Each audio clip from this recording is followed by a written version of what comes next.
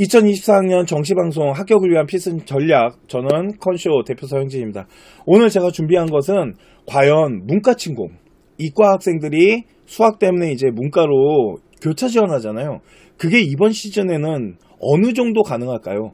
가채점 기준으로 해갖고 한번 계산이라는 걸 좀 해봤습니다. 그 부분에 대해서 지금부터 보여드릴 테니까 잘 보셔야 돼요. 작년과 다릅니다. 자, 정시 지원, 교차 지원을 저희가 100점, 100분이 100점 기준으로 해서 한번 계산을 해본 걸 먼저 보여드릴 건데, 자, 첫 번째, 교차 지원이 가능한 이유가 뭘까요? 교차 지원이 가능한 이유가 있을 거 아니에요. 교차 지원이 가능한 이유가 뭐 때문이냐면요. 수학과 국어를 공통으로 해서 같이 문과, 이과 아이들을 채점을 하고 있기 때문에 그렇습니다. 그런데 국어 같은 경우는 언매나 화작을 솔직히 뭐 문과 아이거나 이과 아이들, 자연계 아이들이 함께 채점하는 게 별 문제가 되지 않습니다. 근데 문제가 뭐냐면 수학이에요. 수학을 공통과목이라는 수 1과 2 라인에 공통과목을 해놓고 그 뒷과목 안에 선택과목을 해놨잖아요. 그 선택과목이 미적, 기하, 이거 두 개가 자연계 아이들 거고요. 화통을 보는 게 인문계 애들 겁니다. 그래서 이렇게 세 과목을 가지고 이제 선택을 할 수 있게끔 해놨는데, 이 수학이 솔직히 이과 아이들, 자연계 아이들이 유리하잖아요. 절대적으로 유리합니다. 왜 그러냐면 수학을 배우는 시간이나 배우는 학습량이나 집중하는 이런 학습에 대한 부분이 문과 애들보다는 이과 애들이 월등하게 높거든요. 그런데 같이 시험을 본 다음에 채점을 하다 보니까 거기에서 격차가 벌어지는 거예요. 그래서 이 교차 지원이 가능한 이유를 보게 되면 수학 때문인 거거든요.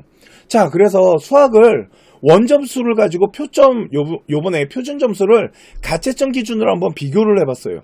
그랬더니 미적분 다 맞은 최고 점수의 표점이 147점이 나옵니다. 그리고 확률 통계 같은 경우는 업체들마다 좀 차이는 있지만 저희가 계산을 했을 때는 139점에서 140점 정도가 나와요. 그래서 저 기준으로 요번에 이제 정시혁명이 만들어지기 시작했는데, 그러면 미적 다 맞은 아이와 화통을 본 아이가 무려 7점이 차이가 나는 겁니다. 그죠? 둘 다 맞았는데.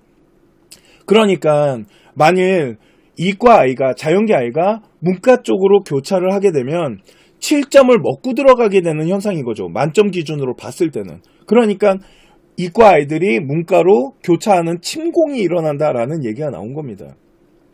그런데 이거를 진짜 잘 봐야 될 게 하나 있습니다. 이번 시즌은 조금 달라요. 이거를 저희가 정시혁명을 분석하고 데이터를 계산하다 보니까 이것 봐라 라는 부분이 있었는데, 그거를 조금 쉽게 보여드릴게요. 자, 보시면 이 아래쪽에 지금 나와 있는 게 저희가 100점, 그러니까 다 맞은 걸로 최종 점수로 해가지고 100점 기준으로 한번 환산 점수를 구해본 겁니다. 이게 지금 이과 아이 걸로 문과를 지원했을 때 점수거든요. 지금 보시면은 경영, 사회학과, 경영 이렇게 돼 있잖아요. 그래서 고려대학교랑 서울대학교랑 성균관대, 그리고 연세대, 한양대학교를 기준으로 저희가 한번 계산을 해봤거든요. 그렇게 했을 때 문과로 교차하는 학과 중에 아이들이 가장 많이 교차하는 건 솔직히 경영, 경제, 경상계열이기 때문에 그거를 가지고 저희가 계산을 좀 해봤거든요. 그랬더니 고려대학교는 한 787점대, 서울대학교는 한 347점대 이렇게 나오더라고요. 이게 이제 이과 아이가 교차했을 때입니다. 그런데 문과 아이를 가지고 한번 계산을 해봤어요. 문과 갖고 계산을 했더니 문과 아이는 770점에서 341점대가 나오는데, 좀 크게 보여드릴게요. 이게 자연계 아이예요. 자연계 아이는 고려대학교가 787점대고요. 아래쪽이 서울대거든요. 347점대인 겁니다. 근데 문과 아이 같은 경우는 최고 점수를 냈을 때 770점대가 나와요. 그리고 서울대는 341점대가 나오고요. 그러니까 고려대학교를 가지고 했을 때 17점이나 차이가 나는 겁니다. 그죠?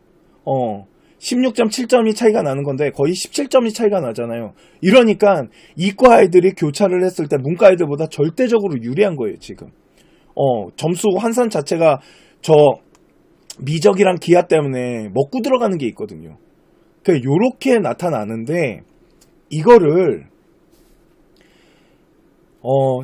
작년에는요, 솔직히 100분위 단위가 좀 낮아지더라도 항상 이과 아이들이 문과 아이들보다 좀 유리했어요.